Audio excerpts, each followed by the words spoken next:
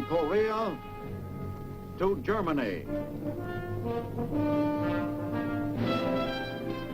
From Alaska to Puerto Rico.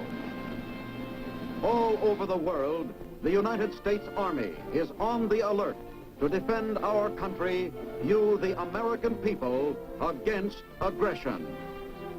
This is the big picture. An official television report to the nation from the United States Army. Now, to show you part of the big picture, here is Sergeant Stuart Queen. Welcome to the big picture. In this issue, we are continuing our inspection of America's continental armies. Today, we visit Fifth Army. It's the largest in area, taking in 13 states and containing many kinds of activities. How long can a man stand the cold at the top of a snow-capped mountain? What is the best kind of leather for a soldier's shoes? What kind of special training would a man receive as a member of an aggressor force? Lieutenant John Mortimer will be our escort as we discover the answers in a tour of Fifth Army. This is Lieutenant John Mortimer. Our big picture camera is on its way to headquarters of Fifth Army as we begin a tour of highlights of its installations and activities. We swing off Hyde Park Boulevard to head for the command post that controls the largest of our continental armies. The big picture camera would like to visit with the general. Where can we locate him?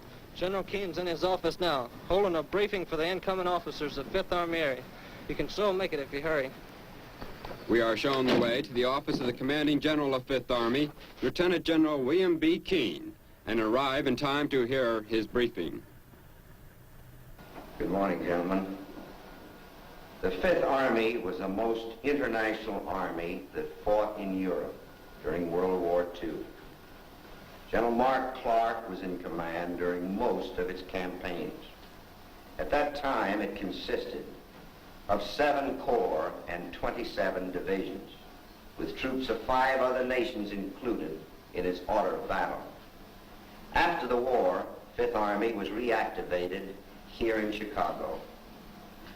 The Fifth Army area, as you can see by this map, includes 13 states, from Michigan and Indiana to Colorado and Wyoming, from North Dakota to include Kansas and Missouri.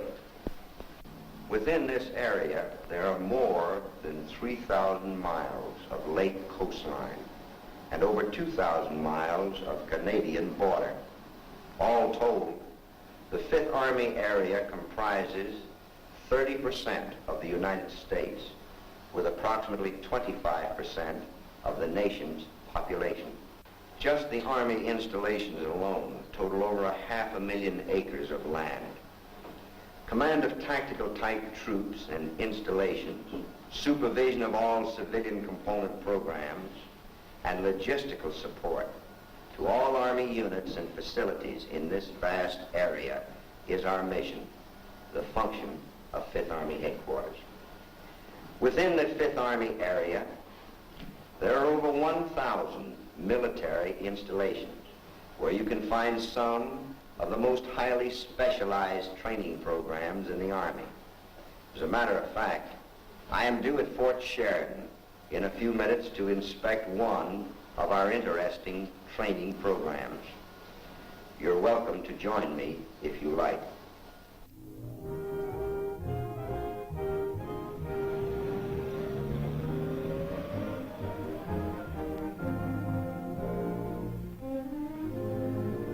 A short drive through Chicago and its northern suburbs, and the big picture camera arrives at Fort Sheridan.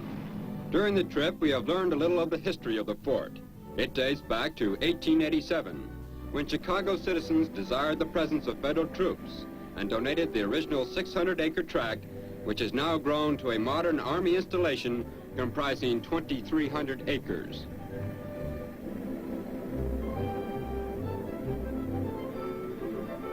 The tower has stood as a symbol of strength to the many units that have passed beneath its shadow.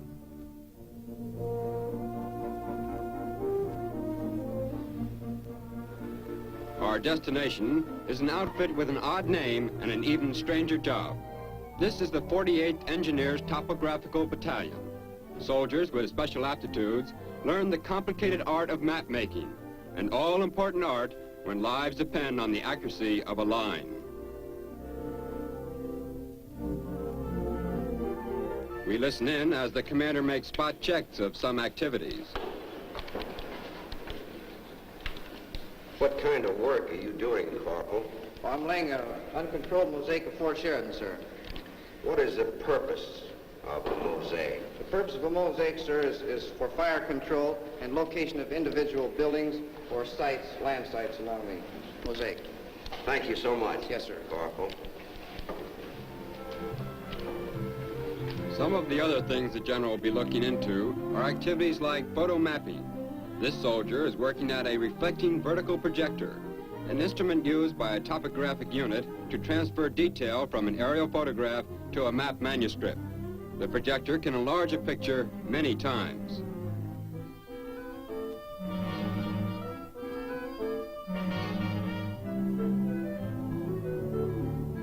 Another interesting instrument is the topographic stereo plotter, a device for examining and measuring contours.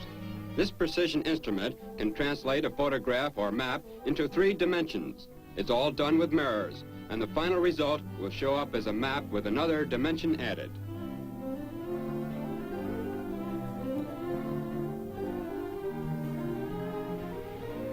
Believe it or not, this is not a marble game. It's a way of saving money called the Zenith plate graining machine. Its purpose is to remove the image from a printing plate that is no longer needed. As the tub rotates, the marbles rub off the old image and the plate is ready for reuse. They can be used over and over depending on the care in handling.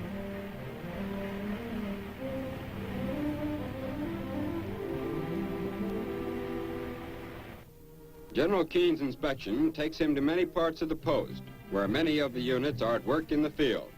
This soldier is working on an interesting problem. He's part of a survey platoon, which is seeking to determine exact location on the Earth's surface.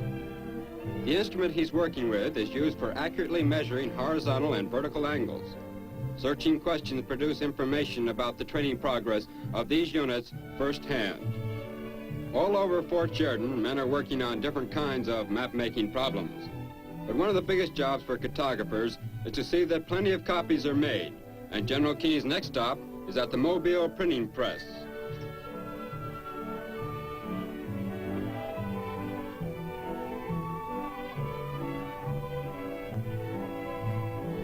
Now in operation is a Webendorfer Big Chief offset press. It's capable of printing medium-sized maps at the rate of 4,500 an hour. This type of press is best suited to the special needs of the Army because of its compact structure, a feature which makes it possible to be placed in a truck for better mobility. Map making is just one of the many specialized and essential jobs handled by 5th Army personnel. Leaving General Keene to his inspection of Fort Sheridan, the big picture camera travels to another part of the nation's second largest city, to a place that performs an important function: supplies for the best equipped soldiers in the world. We're visiting the Chicago Quartermaster Depot, but we'll bypass the routine part of this vast operation and concentrate on the Food and Container Institute. Here, scientists and food technicians are constantly testing and improving the ingredients that go into every type of soldiers' rations. We are in time to see a freshly baked batch of test bread come out of the ovens. There are many kinds tested here, different formulas for different purposes, all dependent upon the conditions to be met in the field. I'm curious to sample one of these new special recipes, and the technician obliges by cutting a slice for me.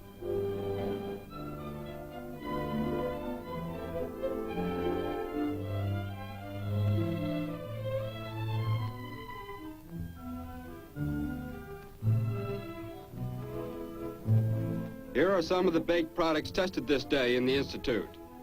White bread, chocolate nut roll, pecan roll, pound cake, fruit cake, orange nut roll, and crackers. Packaging sea rations takes place in another part of the vast plant of the quartermaster depot. The same care goes into the packing as in the planning of sea ration containers.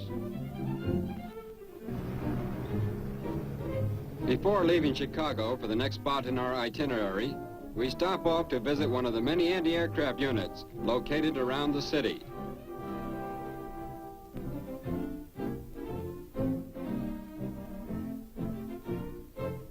We asked Sergeant Ronald Rosen about the importance of his AA unit. The sergeant tells us that although he is no defense expert, it's pretty clear to him that Chicago would be the gateway for any attack that can come over the North Pole. This gun is another link in the steel ring that protects America from the enemy. These guns are manned round the clock. But it's not too bad, he said, because his family lives in Chicago. Yes, Midwest America gets the same attention as the coastlines in our defense effort. But now the big picture camera is traveling east. We're going to Indiana for a look at a reserve training program in action. At South Bend, most famous as the home of Notre Dame University, we look in on a typical session. Classes are posted on the bulletin board at the entrance, and there's little time wasted in getting underway.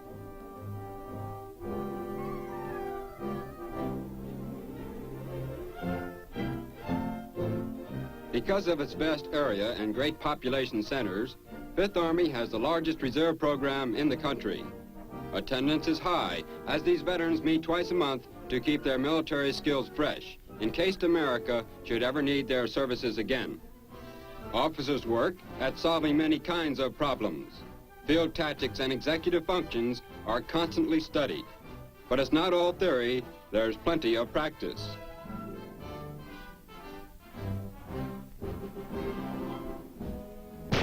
The rifle range is a popular place for most members of the reserve.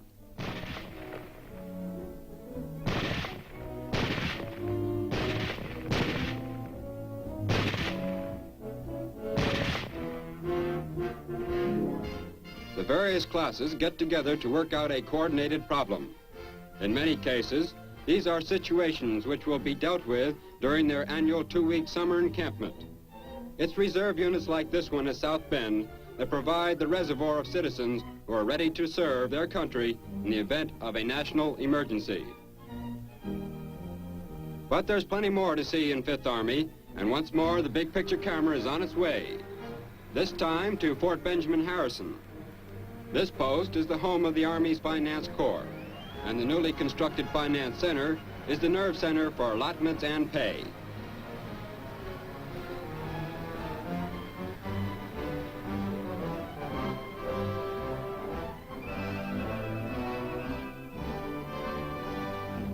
The record of every soldier is kept here.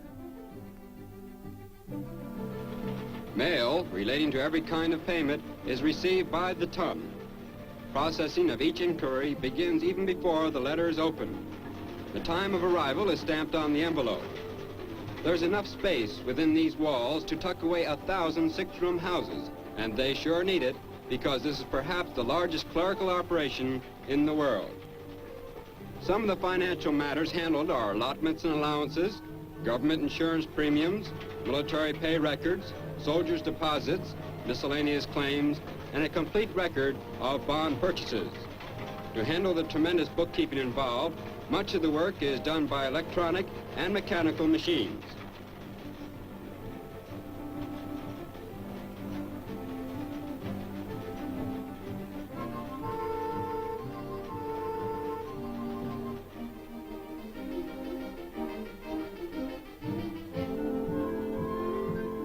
We are entering a closely guarded room that should be of interest to anyone who has ever received a payment from the Army. This section is the final step before a check is mailed. High-speed machines accurately handle the physical task of getting checks into an envelope, wetting the flap, and sealing. These are just a few of the functions carried on inside this massive building. Many of the personnel who work here are graduates of the Army Finance School. But there's still plenty left to visit in the Fifth Army, and next stop for the big picture camera is the state of Kansas. Fort Riley, one of the most famous Army posts in American history. Many and famous are the men who have passed this way. Kit Carson, Buffalo Bill, Wild Bill Hickok, and General George A. Custer lived in these limestone buildings.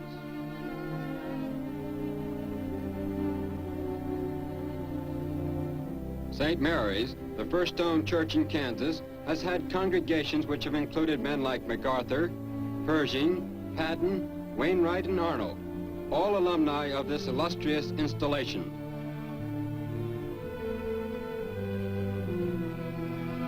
Today, modern soldiers can see evidence of a great moment in the history of the service in the monument to the cavalrymen who fought at the Battle of Wounded Knee.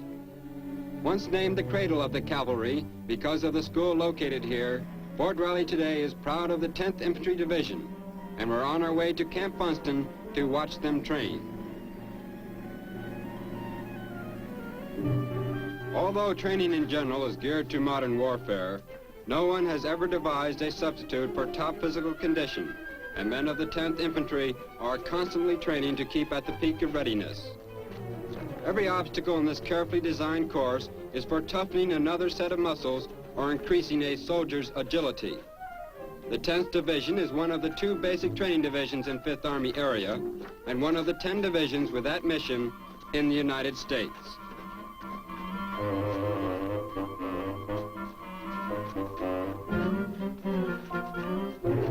But there's another activity here at Fort Riley that we should see.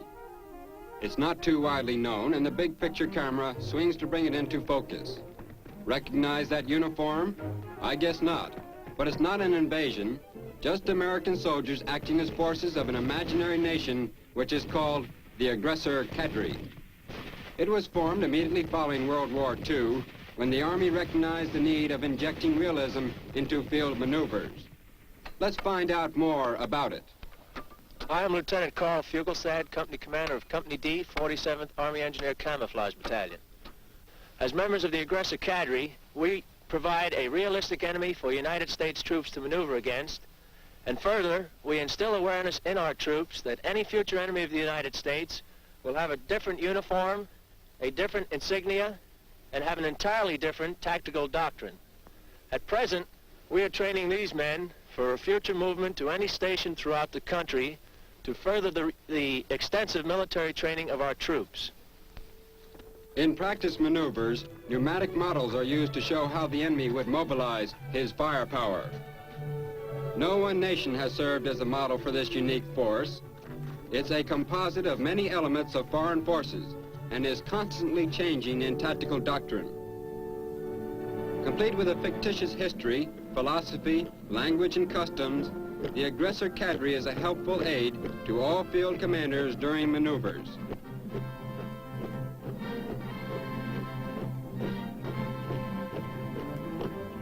But there's still plenty of ground to cover in this tour of 5th Army. And while aggressor forces train at Fort Riley, the big picture camera takes to the road again. We're now heading for Fort Leavenworth.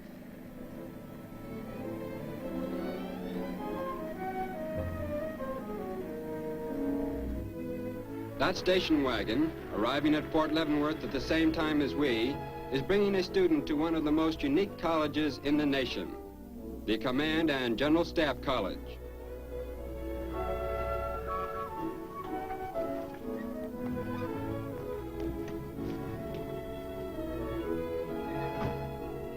The new student is Lieutenant Colonel John K. Singlaub.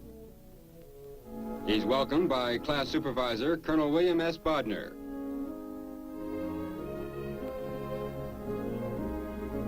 And before signing in, he introduces Colonel Bodner to his family.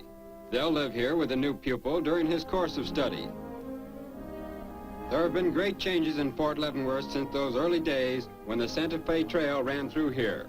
And in 1926, Otis Hall was the home of a student who was destined to become President of the United States, Dwight D. Eisenhower. But things have changed since those times, and the Singlaub family will live in a modern ranch house during the colonel's stay at this post. For his wife Mary and the children Elizabeth and John, there will be plenty of activity too. Recreation centers and schools will keep them busy. As for the colonel, he'll be joining fellow officers not only from our own Army, but from the fighting forces of other nations in learning tactics on the highest level. The classroom we see now is part of what was once the largest in the world. It was broken up when found that instruction was more effective in smaller groups. The student body at the Command and General Staff School is comprised of more than 1,000 high-ranking officers. Graduates will be placed in key positions throughout our armed forces. But once again, it's time to move on.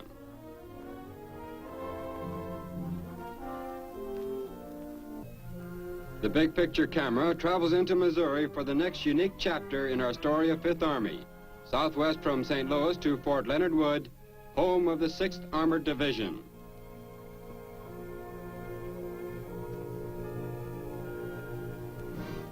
The sports program here is one of the best, a source of pride for our 5th Army.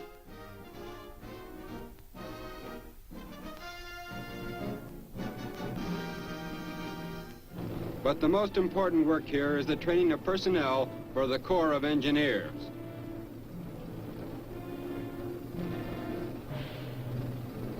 Training is given in the operation of all types of heavy equipment. But we've a long jump to make for our next stop, across the wheat fields of Kansas into the Rocky Mountains of Colorado. Our destination, Camp Carson. The sign gives a clue, but it's the sound of dogs barking that spells out one of the principal activities at this post, the 25th Infantry Scout Dog Platoon.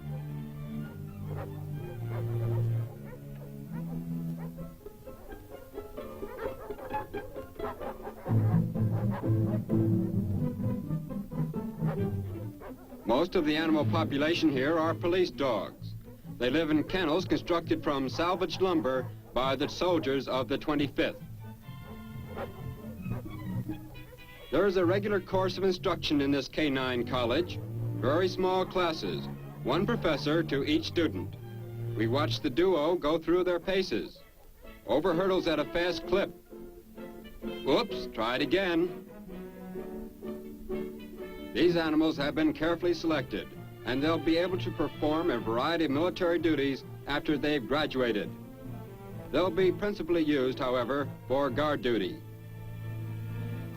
This is an assault problem we're watching now, and it's most important that the dog does not give away his position by making noise. So he has two things to remember: staying clear of the barbed wire and keeping silent while working towards the objective.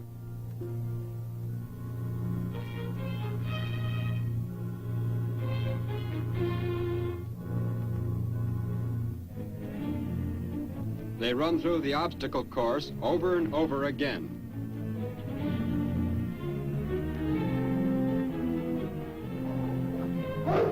Here's the way they are taught to protect against intruders. At a signal, he's back to the trainer. Another problem. The trainer goes forward to search a prisoner. The dog is especially trained to respond to this kind of situation.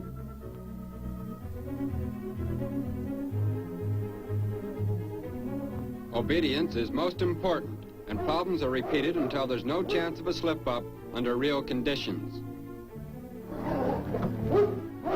But there's another animal in the spotlight at this installation. An old-timer. The lowly mule ranks high in importance in certain types of military situations. And at Camp Hale, a sub-post of Camp Carson, situated 150 miles up into the mountains, the mule is king. The only mules still in Army service in the United States are trained right here by personnel of the 4th Field Artillery and 35th Quartermaster Pack Units. We are watching some of them now as they are preparing to move out on a practice maneuver.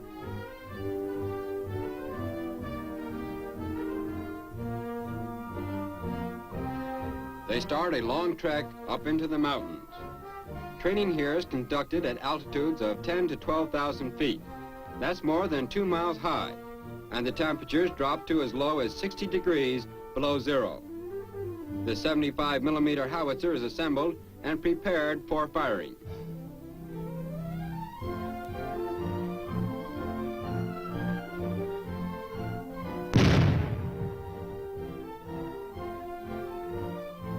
mule is not yet an outmoded instrument of warfare. It is trained to carry ammunition and supplies in rugged mountain areas in support of the mountain troops. Its value was demonstrated in the recent Korean conflict when it was able to move in over terrain that was just too tough for anything on wheels. But let's see how our mountain troops are being developed by the Cold Weather Training Command here at Camp Hale. New men are taught skiing and how to live out of doors in sub-zero temperatures. For most of them, it is a new experience. In 3 weeks, however, they are expected to handle themselves with some degree of skill and be ready to become members of smaller classes which devote a full 8-hour day to learning tactical maneuvers while aboard those slippery hickory sticks. You can see the difference in the many stages of training by the ease with which a soldier has learned to adapt snow and ice to his speedy advantage. This group is a bit more advanced, and they are pulled out to a nearby slope by a weasel. Training goes on in all kinds of weather, and scientifically designed winter clothing, modern equipment, and training methods all assure these men of protection from bitter cold, storms, and other hazards. This is where our story of Fifth Army will end, at one of the highest inhabited spots in America, where soldiers are training to defend our freedoms. This is Lieutenant John Mortimer. We're going to pack up the big picture camera and be on our way across the Continental Divide to bring you the highlights of 6th Army.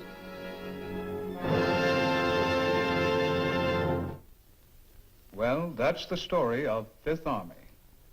We've seen and heard many of its soldiers who are helping to keep it functioning at the peak of efficiency. Next week, the big picture camera will swing to the Pacific coast, where we will inspect the principal units and installations of 6th Army. This is Sergeant Stuart Queen, inviting you to tune in next week for another look at your Army in action on The Big Picture. The Big Picture is a weekly television report to the nation on the activities of the Army at home and overseas. Produced by the Signal Corps Pictorial Center. Presented by the U.S. Army in cooperation with this station. You can be an important part of the big picture. You can proudly serve with the best equipped, the best trained, the best fighting team in the world today, the United States Army.